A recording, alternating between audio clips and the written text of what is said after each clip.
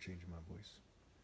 In this three-part series, I'm going to help you understand the parable of the tenants to a respectable degree.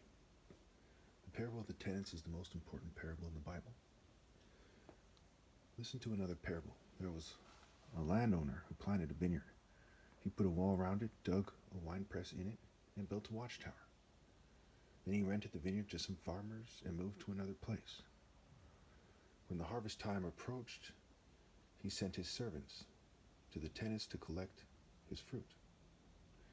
The tenants seized the servants. They beat one, killed another, and stoned a third. Then he sent other servants to them, more than the first time, and the tenants treated them the same way. Last of all, he sent his son to them.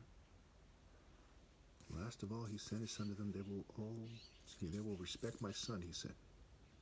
But the tenants saw the son. They said to each other, "This is the heir. Come, let's kill him and take his inheritance."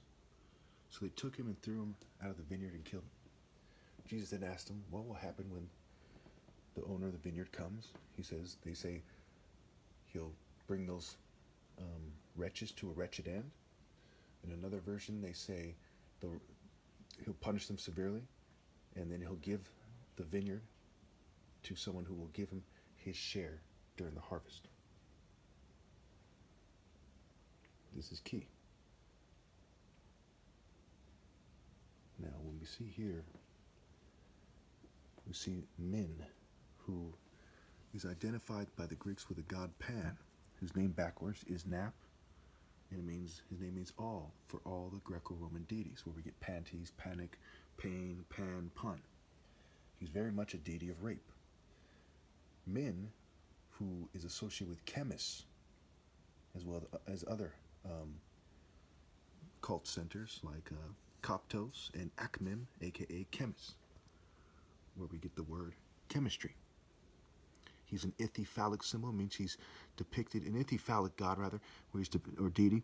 He's depicted with an erect penis, and I put red over it to cover it up. He has a rather long and African-like erect penis, and he's holding in his hand something that resembles a whip, at least after the damage on the wall has been accomplished. He has these two things on his head that are often associated with Amen, right? So A, Alpha, Min, Amen.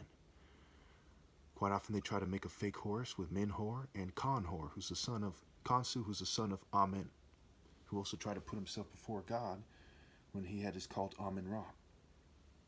And Christians say Amen after prayer, and it says at the end of the Bible, the great Amen, because the Bible is by Bel, who is Zeus's Mesopotamian equivalent. Set, who is the deity of evil and rape and storms and chaos and jackals and hippos and snakes and so on and so forth. Okay, and boars.